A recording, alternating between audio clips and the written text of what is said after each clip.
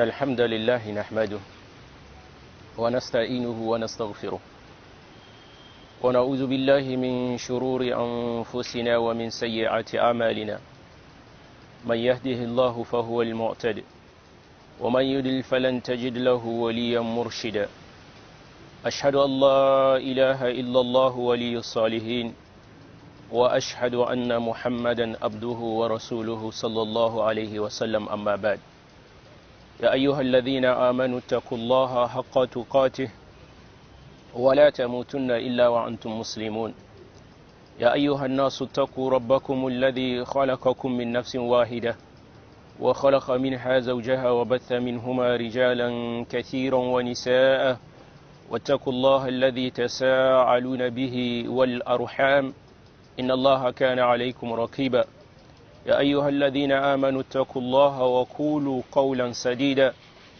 يصلح لكم أعمالكم ويغفر لكم ذنوبكم ومن يطع الله ورسوله فقد فاز فوزا عظيما وبعد فإن خير الكلام كلام الله وخير الحديث هدي نبينا محمد صلى الله عليه وسلم وشر الأمور محدثاتها فإن كل محدثة بدعة وكل بدعة ضلالة ودلالة أهلها في النار وبعد Assalamu alaikum wa rahmatullahi wa barakatuh. Toutes les louanges sont à Allah. Nous le louons. Nous lui demandons son assistance et nous recherchons son pardon. Et nous cherchons protection et refuge auprès de lui contre les maux de nos âmes et les maux de nos mauvaises actions. Certes, le bien guidé, c'est celui que Allah a guidé. Et celui qui part à la dérive, c'est celui que Allah abandonne à son être. J'atteste qu'il n'y a de Dieu digne d'adoration que lui, Allah. Et j'atteste que Muhammad sallallahu alayhi wa sallam est son envoyé et son messager, le dernier des prophètes, les sceaux des messagers. Après cela, je vous salue par le salut de l'islam qui est Assalamu alaikum wa rahmatullahi wa barakatuh. Que la paix et la bénédiction d'Allah soient sur vous. Nous débutons ce thème, ô combien important de l'islam, ce thème autour duquel nous allons nous entretenir, à savoir ce qui fait que le grand nombre des compagnons du prophète sallallahu alayhi wa sallam ont cru en lui et l'ont suivi dans ses faits et actes. Dans ses faits et ses actes. De quoi s'agit-il? Il s'agit en effet de la question de l'éthique, de la question des vertus, en un mot, du bon caractère ou du bon comportement. On peut se demander au prime abord quels sont les objectifs de l'islam. Quels sont les objectifs de l'islam? Qu'est-ce que l'islam ou le message de l'islam poursuit à travers le prophète sallallahu alayhi wa sallam? En un mot, quel est le rapport de l'islam avec l'éthique, avec la morale, avec les vertus, avec les valeurs universelles, avec le bon comportement, aussi bien au niveau individuel, familial, collectif, mais aussi universel. Il faut se dire qu'en fait, l'islam ambitionne d'avoir, on va dire, un homme vertueux, de former les hommes et d'appeler les hommes et les djinns à la vertu, d'avoir la meilleure communauté, mais aussi pour le meilleur du monde, pour un idéal, on va dire, de paix et de sérénité sur terre. Car il faut se le dire, c'est du point de vue éthique, c'est du point de vue des valeurs, en l'occurrence les vertus, que les civilisations ou les sociétés, les générations, les hommes se dépassent. Une société de valeurs, voilà ce que propose l'islam à l'humanité. Une société de vertus, c'est cela que propose le message de l'islam. Une société dépourvue de vices, de bassesses et des péchés qui propulse l'homme à sa dérive ou à sa damnation. Qui, plus que les compagnons du prophète, pouvait nous parler du message de l'islam. Ainsi, pour planter ce décor de l'islam, nous allons écouter un compagnon du prophète sallallahu alayhi wa sallam au début de sa mission, au début de son message. De qui s'agit-il? Il s'agit d'un compagnon du prophète sallallahu alayhi wa sallam parmi ses compagnons qui ressemblent le plus au prophète sallallahu alayhi wa sallam du point de vue physique, mais du point de vue comportemental. Nous savons que parmi les compagnons du prophète sallallahu alayhi wa sallam, il y en a 5 qui le ressemblent le plus du point de vue physique, mais aussi qui le ressemblent dans ses actes, qui le ressemblent. Tous les compagnons suivent le prophète sallallahu alayhi wa sallam. Limite, ils prennent le prophète sallallahu alayhi wa sallam comme modèle, comme Dieu leur a prescrit cela dans le Saint-Coran. Dieu dit وَلَقَدْ كَانَ لَكُمْ فِي رَسُولِ اللَّهِ لَقَدْ كَانَ لَكُمْ فِي رَسُولِ اللَّهِ أُسْوَةٌ حَسَنَةٌ لِمَنْ كَانَ يَرْجُو اللَّهَ وَالْيَوْمَ الْآخِرَ. Certes, il y a à travers le prophète sallallahu alayhi wa sallam pour vous, les musulmans, pour vous qui aspirent à la piété, pour vous qui aspirent à la vertu, il y a le meilleur des modèles. Mais qui suit réellement le prophète sallallahu alayhi wa sallam? Dieu dit لِمَنْ كَانَ يَرْجُو اللَّهَ وَالْيَوْمَ الْآخِرَ, pour celui qui aspire à Dieu, à la rencontre de son Seigneur dans un bon accueil. Pour celui qui aspire à quoi? Au jour du jugement dernier, au meilleur des récompenses.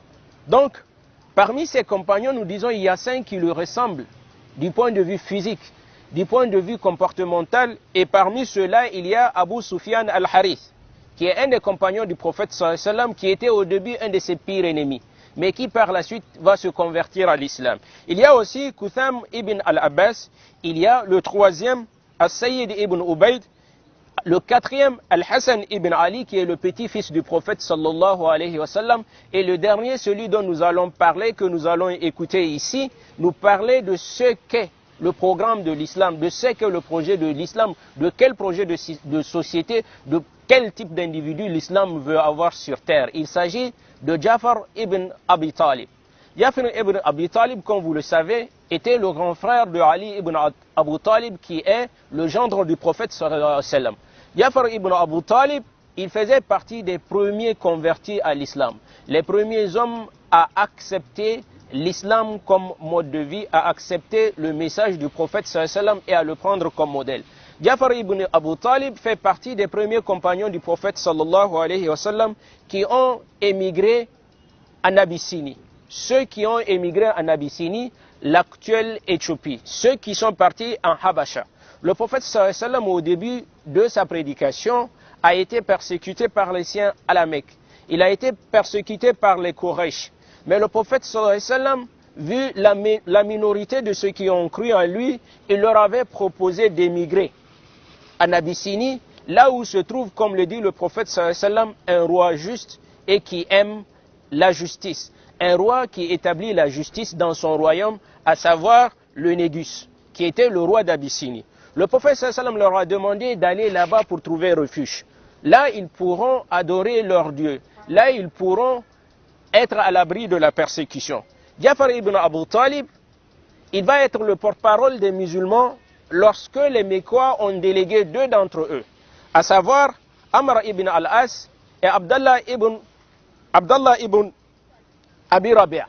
Ces 2 ont été délégués par les Quraysh pour aller ramener ceux d'entre eux qu'ils considéraient comme les égarés parmi eux, ceux qui ont cru au message du prophète sallallahu alayhi wa sallam.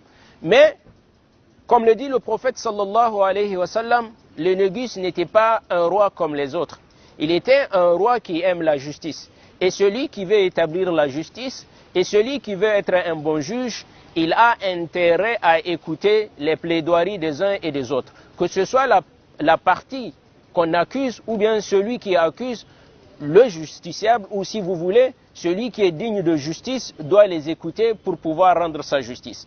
Ainsi, Amr ibn al-As va se présenter au Négus pour lui dire au roi: nous avons parmi ta communauté certains d'entre nous qui ont rejeté les pratiques de nos ancêtres. Ils ont bafoué les liens de parenté et nous voulons que tu nous les remettes et que nous les ramenions à la Mecque pour leur réserver le sort qui leur échoua. Le Négus, avant de demander aux musulmans de retourner à la Mecque, le Négus, il dit, il faut que je les écoute. Il faut que j'écoute ceux-là que vous accusez pour savoir de quel côté se trouve la vérité. Et c'est en ce sens que Ja'far ibn Abi Talib va s'avancer devant le Négus. Il va être le délégué des premiers musulmans auprès des Négus et va faire un discours émouvant et éloquent, jusqu'alors considéré comme étant l'une des plus brillantes définitions de l'islam et de l'appel du prophète sallallahu alayhi wa sallam, paix et bénédiction d'Allah soit sur lui. Mais aussi, Ja'far va à travers son discours présenter la situation réelle qui régnait dans la société mécoise à cette époque. Il dit, Ja'far radiallahu anhu, ô roi, nous étions un peuple vivant dans l'ignorance et l'immoralité, adorant des idoles et mangeant la chair des cadavres des animaux, commettant toutes sortes d'atrocités et de pratiques honteuses, brisant les liens de parenté, manquant aux règles de l'hospitalité. Le plus fort d'entre nous abusait du plus faible, exploitait le plus faible. Nous demeurâmes en l'état ainsi jusqu'au jour où Allah, exalté soit-il, nous envoya un prophète de notre peuple, dont nous connaissons la lignée, la sincérité, le respect du dépôt et de l'intégrité. Tout cela était de ses vertus. Il nous appela à adorer Allah, l'unique, et à abjurer les pierres et les idoles que nos ancêtres et nous-mêmes adorions en dehors d'Allah. Il nous a enjoint de dire la vérité, d'honorer notre parole, d'être aimable envers nos proches, d'aider nos voisins, de cesser tout acte illicite, de s'abstenir de verser le sang, d'éviter l'indécence et le faux témoignage, de ne pas s'approprier les biens des orphelins et de ne pas accuser ou calomnier les femmes honnêtes. Il nous a ordonné d'adorer Allah seul sans rien lui associer, d'accomplir la salat, de s'acquitter de la zakat, qui est ici le monde légal, et de jeûner le mois de Ramadan. Nous avons cru en lui et au message d'Allah qu'il nous a apporté. Nous observons tout ce qu'il nous a demandé de faire et rejetons tout ce qu'il nous a interdit de commettre. Suite à cela, ô roi, notre peuple nous a attaqués et infligé le plus sévère des châtiments, afin de nous ramener aux anciennes pratiques immorales et à adorer des idoles. Ils nous ont opprimés et rendu notre vie impossible et nous ont empêchés d'appliquer notre religion. C'est alors que nous sommes venus dans votre pays et que nous vous avons choisi parmi tant d'autres avec le désir de gagner votre protection et dans l'espoir de vivre dans la justice et la paix parmi vous. Subhanallah. Voilà en quelques mots comment Ja'far ibn Abi Talib plante le décor, présente l'islam à quelqu'un qui n'est pas un musulman. Car le Négus, comme le dit le prophète sallallahu alayhi wa sallam, était un chrétien, mais il était un roi juif. Voilà comment Ja'far ibn Abi Talib présente l'islam à ses débuts, l'islam dans sa quintessence et surtout qu'est-ce que l'islam ambitionne de faire. Ja'far, à travers son discours, si nous retournons, nous allons voir que Ja'far dit quoi? Qu'en fait, ils étaient avant l'islam un peuple ignorant et vivant dans l'immoralité. Ce que l'islam vient soigner, c'est quoi? À travers les propos de Ja'far, d'abord, l'islam vient pour instruire les hommes. Dieu traite ou Dieu qualifie, comme le qualifie, on va dire, les gens des livres avant l'islam, les Arabes de quoi? Al-Ummiyin. Ça veut dire les gentils ou les ignorants. Dieu dit c'est Dieu qui a choisi parmi les gens ignorants. Min al-Ummiyin rasulan minhum. Un messager parmi eux. Donc, avant l'islam, les Mécois étaient des ignorants. Mais encore plus, ils vivaient dans l'immoralité. Ils vivaient dans l'immoralité comme le dit Ja'far. C'est quoi l'immoralité? Première des choses, ils adoraient des idoles. Ils étaient un peuple idolâtre. Et Ja'far dit encore quelque chose qui relève de l'immoralité. Ils mangent. Les Mécois mangeaient la viande des cadavres. et commettaient toutes sortes d'atrocités et pratiquaient des choses honteuses. Parmi elles, il y a le fait de briser les liens de parenté et manquaient à la loi de l'hospitalité, une loi fondamentale sur laquelle se basent les sociétés. Les Mécois avaient comme coutume aussi le fait d'appliquer la loi de la jungle, que le plus fort exploite le plus faible. Mais Jafar dit, nous étions dans une telle situation jusqu'à ce que Dieu nous ait recouvert de quoi? De sa miséricorde à travers le fait de choisir parmi nous un messager. Subhanallah. Jafar dit, Dieu a choisi parmi nous quoi? Un prophète. De notre peuple, parmi nous. L'être humain est plus astreint à accepter quelqu'un qui vient de lui, qui est de sa tribu, qui parle la même langue que lui. Il a plus de sympathie vers son semblable que quelqu'un d'autre. Donc Jafar dit, c'est quelqu'un que nous connaissons. Il est de nôtre. Nous connaissons sa lignée. Nous connaissons sa sincérité. Et nous connaissons le fait que le prophète sallam avait, entre autres comme vertu, le fait de respecter le dépôt. Mais surtout que le prophète sallam était un homme intègre. Il dit, Dieu l'a choisi et l'a envoyé vers nous comme messager. Pour quel appel? Pour nous appeler à adorer Allah, l'unique sans associé. Le premier, le meilleur des bons comportements qu'un être humain puisse avoir, c'est vis-à-vis de son Créateur. C'est d'être reconnaissant vis-à-vis de son Créateur, et la reconnaissance ici s'exprime par l'adoration. Le fait de réserver une adoration exclusive à Allah et surtout de s'éloigner de l'ancienne mauvaise pratique que les Mécois avaient ici, c'était le fait qu'ils adoraient des idoles. Et Jafar dit, il nous demandait aussi d'adorer Allah l'unique et de s'éloigner des idoles que nos ancêtres adoraient qui relèvent de l'immoralité. Autre chose, le prophète sallam nous prescrit des bons comportements entre nous. Parmi ces bons comportements, le fait de dire la vérité.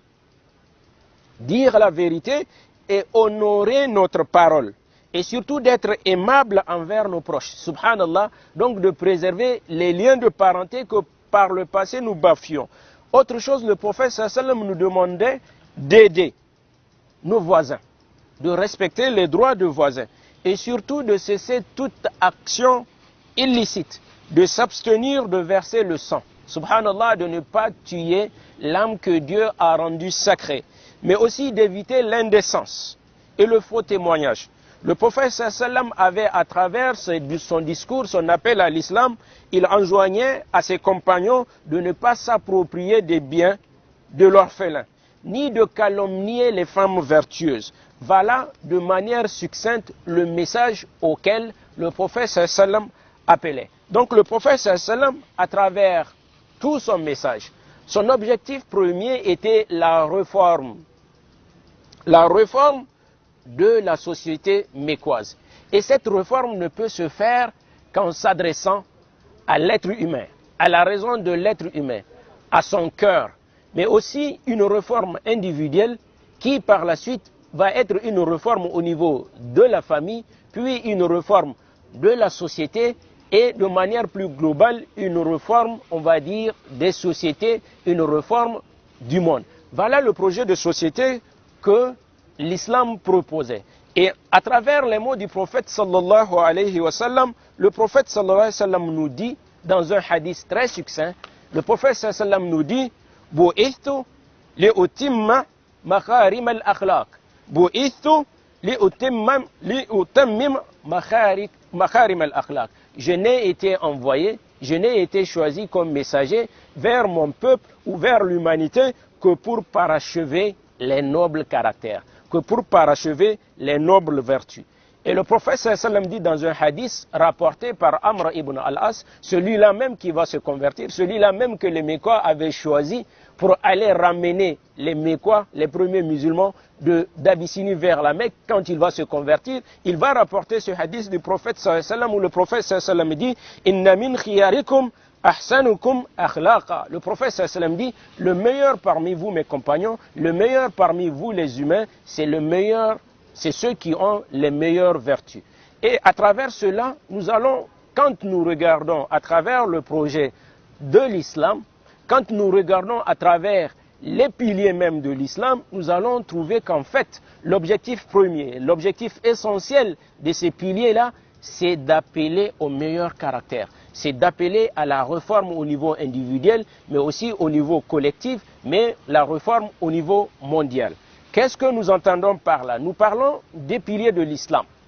Les piliers de l'islam, ils sont combien? Ils sont 5. Le premier pilier, c'est les 2 professions de foi. Attester qu'il n'y a de divinité digne d'adoration que Allah, ashhadu Allah ilaha illallah, et attester que Muhammad sallallahu alayhi wa sallam est son envoyé et son messager. C'est le premier pilier. Et celui qui fait cette attestation-là, qu'est-ce qu'il fait en fait? Il renie toute adoration que les gens pratiquent en dehors de l'adoration exclusive d'Allah. Et deuxième chose, il dit wa ashhadu anna Muhammad rasulullah, j'atteste que Muhammad sallallahu alayhi wa sallam est le messager. Ça veut dire entre autres que je ne vais adorer Dieu qu'en suivant le prophète sallallahu alayhi wa sallam comme modèle. Comme nous l'avons dit, Dieu a dit le prophète sallallahu alayhi wa sallam est le meilleur de modèles. Dieu a dit لقد كان لكم في رسول الله أسوة حسنة لمن كان يرجو الله واليوم الآخر. Il y a à travers vous, dans ce que vous faites comme pratique cultuelle ou autre, il y a à travers le prophète sallam un meilleur modèle pour vous. Donc je vais suivre le prophète sallam, je vais le suivre, je vais le prendre comme modèle, car c'est lui que Dieu a désigné comme exemple à suivre, c'est lui que Dieu a désigné comme le meilleur de l'humanité, c'est lui que Dieu a désigné comme étant le dernier prophète, les sceaux de prophètes. Donc nous disons, à travers les piliers de l'islam, nous allons voir aussi comment l'islam ambitionne d'atteindre la réforme des hommes et des sociétés. فسبحانك اللهم وبحمدك نشهد أن لا إله إلا أنت نستغفرك ونتوب إليك. السلام عليكم ورحمة الله وبركاته.